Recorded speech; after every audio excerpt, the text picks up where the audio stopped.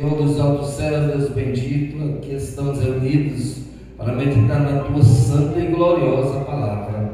Ó Deus, eu te peço que nós vamos compreendê-la com o coração e a mesma palavra venha se guardar na nossa alma, no nosso espírito, como um alimento espiritual para nós.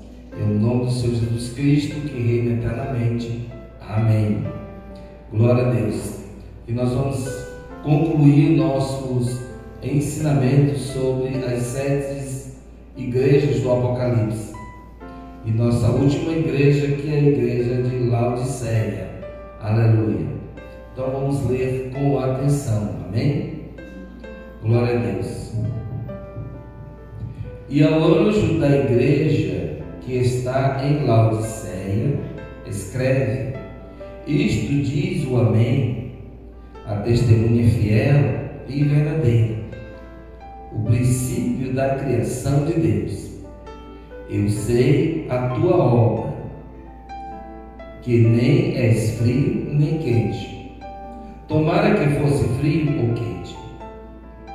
Assim, porque és morno e não és frio nem quente, vomitar-te-ei da minha boca.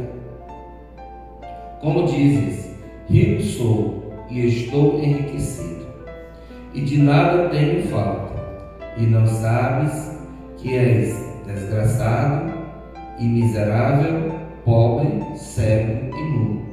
Aconselho-te que de mim compres ouro provado no fogo, para que te enriqueças, e vestes brancas, para que vistas, e não apareça a vergonha da tua nudez, e que unja os teus olhos com colírio, para que vejas.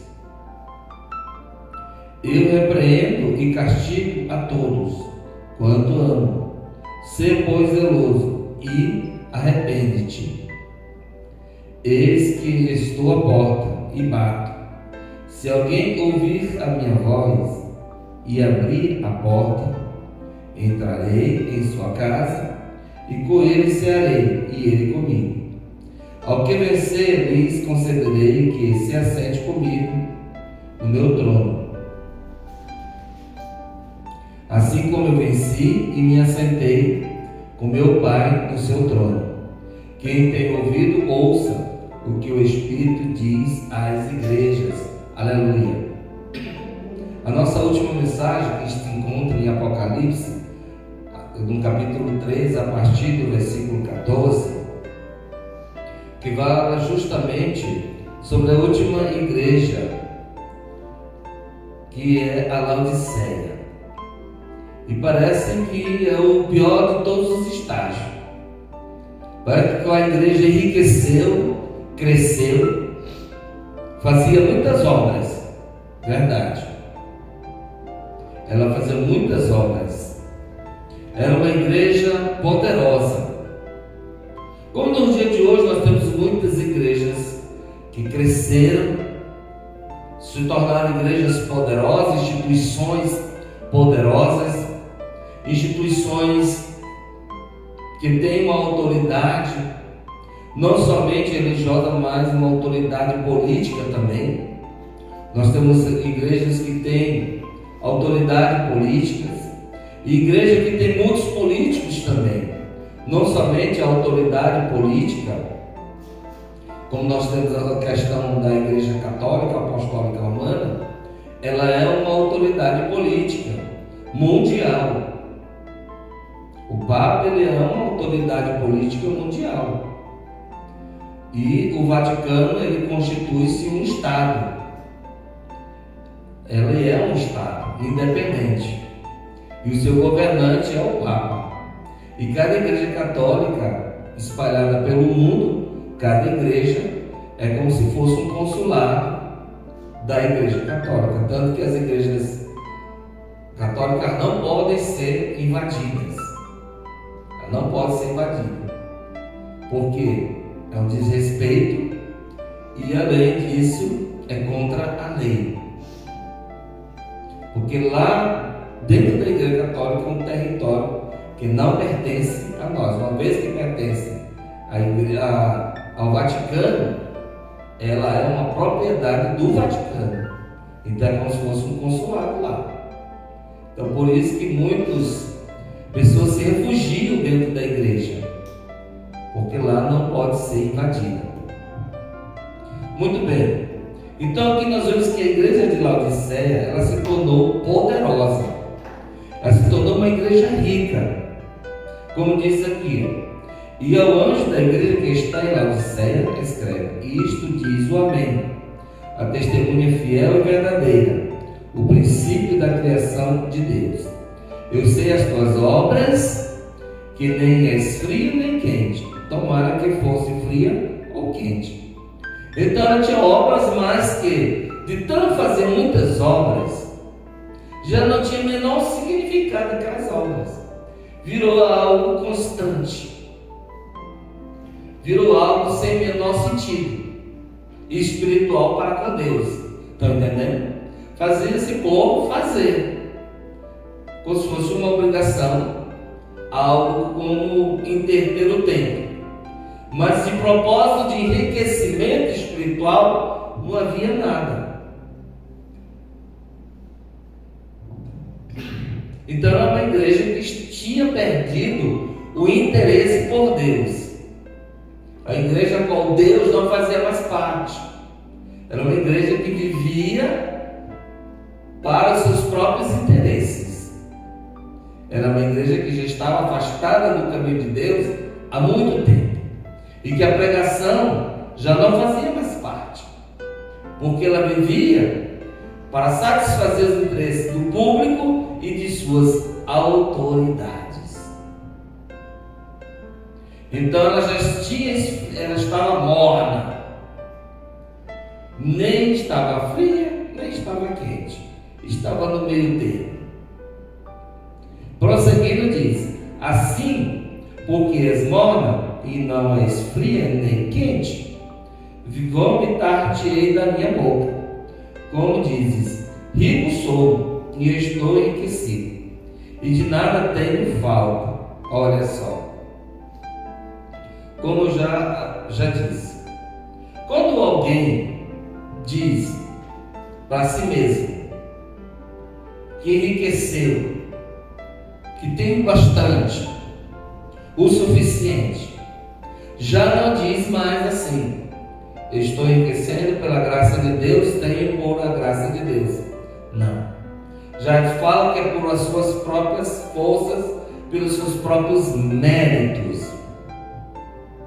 Como eu já falei, Deus já não faz mais parte da realidade dessa instituição, da realidade desta igreja ou dessa pessoa.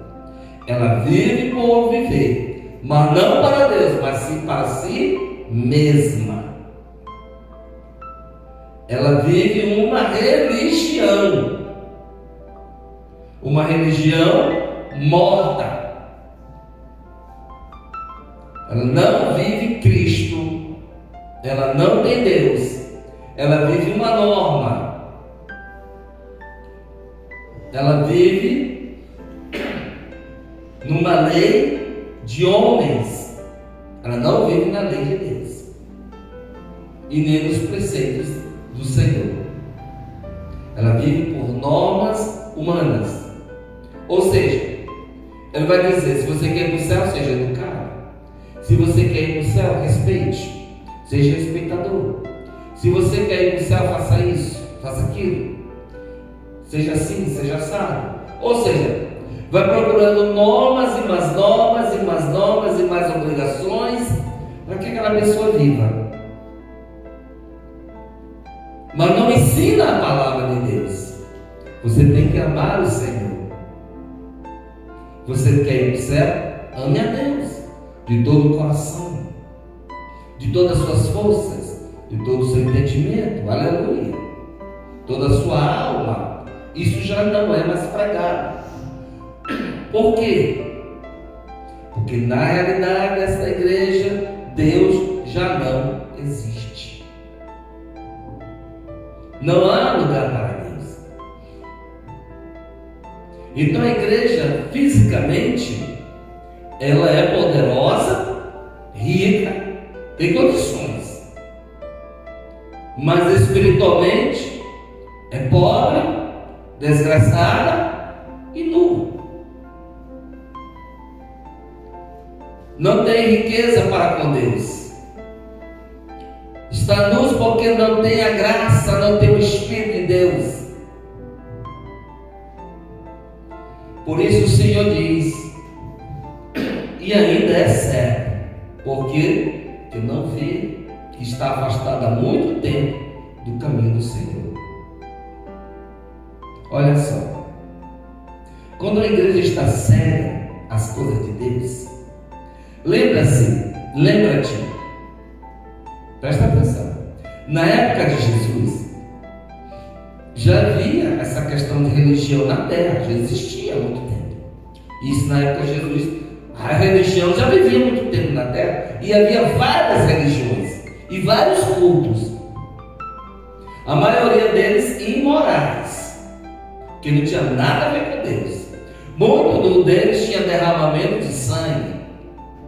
Além da imoralidade, eram cultos imorais, tinha muito derramamento de sangue, ou seja, assassinato de jovens, virgens, de crianças, a fio da espada, crianças queimadas, sacrifícios de animais imundos, sacrifícios de crianças e etc.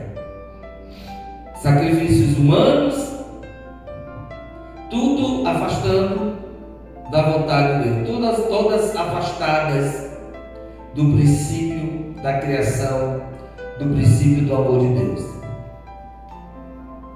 Ou seja, eram religiões terríveis. E Jesus vindo a essa terra, Jesus nasceu no meio de uma religião também, que era o judaísmo. Só que eles estavam com essa igreja, vivia pelos seus interesses, e quem tomava de conta, estava à frente, tinha, assim como o Senhor, o Papa, eles tinham autoridade, tanto política como religiosa. Os sacerdotes tinham autoridade tanto política como religiosa da época de Jesus. Então, Jesus começou a pregar o Evangelho, pregar as boas novas. As pessoas começaram a ser curadas, libertas. As pessoas começaram a enxergar. Os mudos começaram a falar, coisas extraordinárias começaram a acontecer. E o que eles diziam? Que Jesus fazia tudo aquilo pela mão, pelo dedo de Beelzebul, ou seja, pelo dedo do diabo. Que tudo aquilo ali ele fazia pela mão do diabo. E o diabo vai fazer bem para alguém? Desde quando o diabo faz bem para alguém? Então havia uma contradição, porque se eles viviam e pregavam a Deus Todo-Poderoso, por que não aconteciam os milagres? Por que essas coisas não aconteciam? É porque Deus no meio deles não existiam, porque o Senhor Jesus Cristo mesmo falou: o povo padece porque não conhece a palavra, não conhece a Deus, não me conhece. Era isso que Jesus ia chegar no termo mais claro.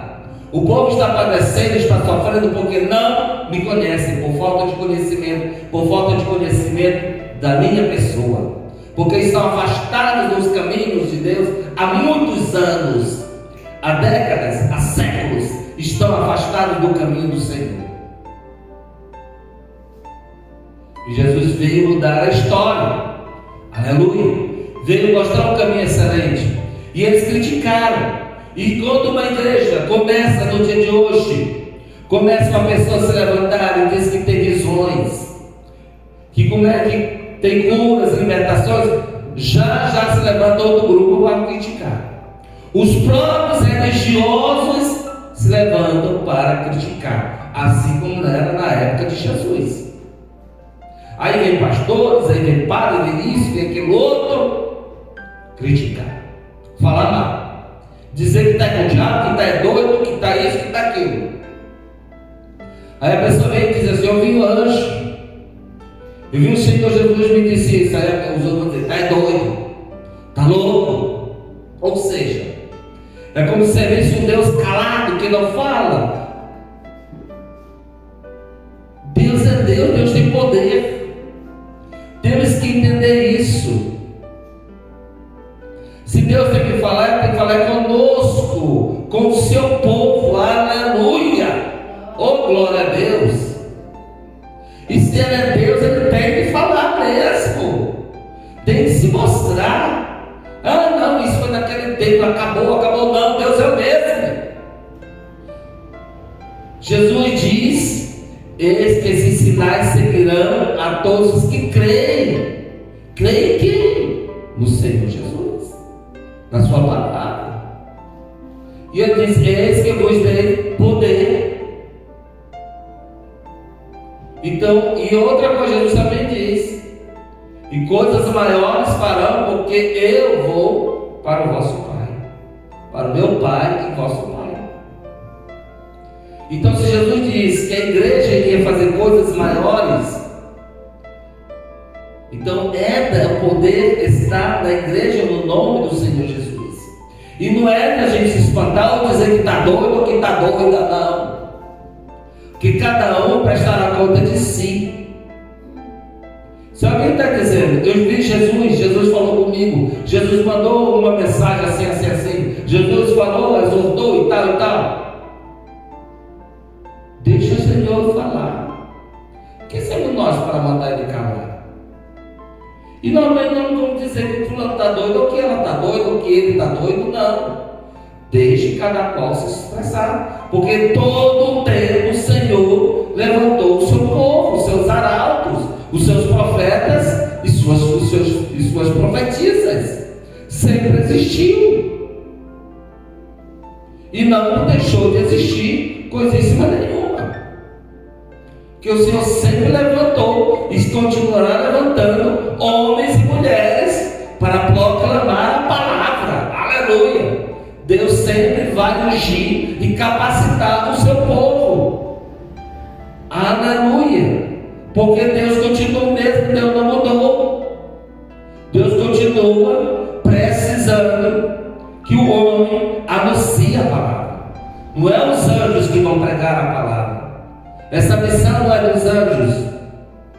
Os anjos não são seres humanos. Essa missão é nossa. É para o povo de Deus.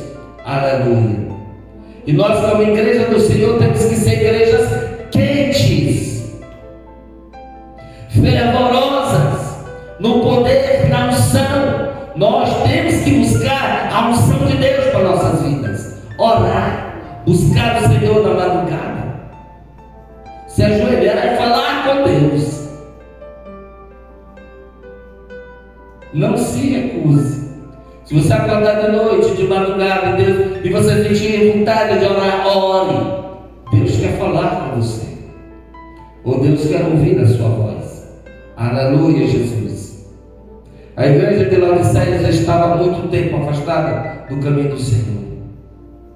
Era a igreja que estava rica, abastecida financeiramente, e que só pensava nos seus interesses.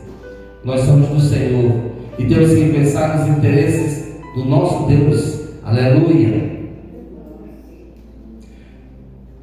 Aconselho-te que de mim compres ouro provado no fogo, para que te enriqueças, e vestes brancas, para que vistas, e não apareça a vergonha da tua nudez. E que unja os teus olhos com colírio, para que vejas.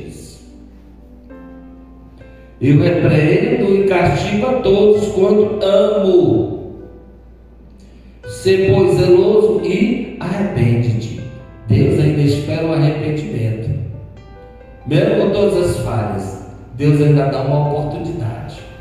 Deus não desiste de ninguém. Isto é certo. As pessoas é que desistem de Deus, mas Deus não desiste de ninguém. Ele ainda continua de braços abertos, esperando por todos aquele que ainda está perdido. Eis que estou à porta e bato. Se alguém ouvir a minha voz e abrir a porta, entrarei em sua casa e com ele cearei e ele comigo. Ao que vencer, lhe concederei que se assente comigo no meu trono, assim como eu venci e me assentei com meu Pai no seu trono. Quem tem ouvidos, ouça o que o Espírito diz às igrejas. Então nós ouvimos, amados, a mensagem do Senhor. O que o Senhor disse às 7 igrejas, que são justamente as últimas igrejas dos últimos dias. Aqui nós vimos e ouvimos que existem muitas igrejas ricas, mas que estão afastadas do caminho do Senhor. Por quê? Porque a riqueza os cegaram. Os prazeres e os deleites desta vida os cegaram. Aquela vida de labuta, de pregação, de corpo a corpo, de lutar por os irmãos, pelos pecadores, de levar aquela mensagem, já não é tão interessante assim. Eles pensam em seu conforto, no seu bem-estar, em suas vidas prazerosas. Por isso se afastaram do caminho do Senhor, porque já não vivem mais na simplicidade, já não vivem mais pela graça do Deus vivo. Elas vivem pelas ofertas, pelas riquezas acumuladas, mas não vivem pela graça. E a palavra de Deus diz que o justo viverá pela graça, pela fé. O justo viverá pela fé no Senhor Jesus. E cada dia é uma luta, cada dia é uma peleja, cada dia tem a sua prova, cada dia é uma provação para cada um de nós. Mas a gente vence, porque quem conhece a Deus vence, porque Deus é Deus de milagre. Aleluia. Quem pensar assim, Deus nunca fez nada, não faz nada, não, está parado, não, Deus continua o mesmo. Quem está distante do caminho de Deus tem esse pensamento.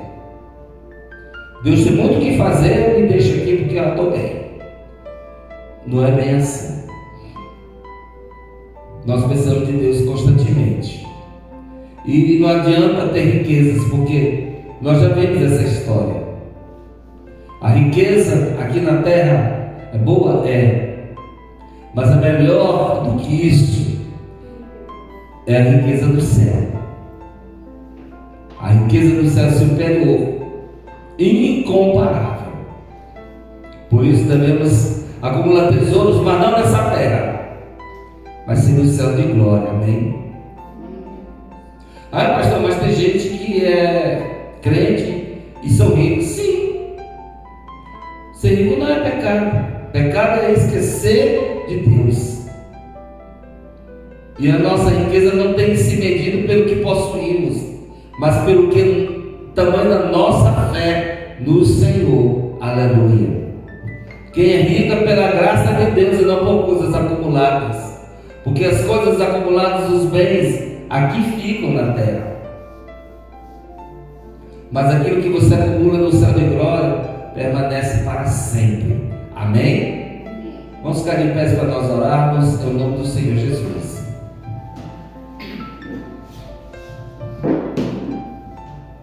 Aleluia. Feche seus olhos, oremos ao Senhor. Ó Senhor, te damos graças, a Pai, por tudo de bom que o Senhor tem feito por nós. Te agradecemos, Pai, pelas bênçãos recebidas, pelas revelações nos dadas, em cada ensinamento sobre as 7 igrejas do Apocalipse. Ó Senhor Deus da glória, nos abençoe poderosamente.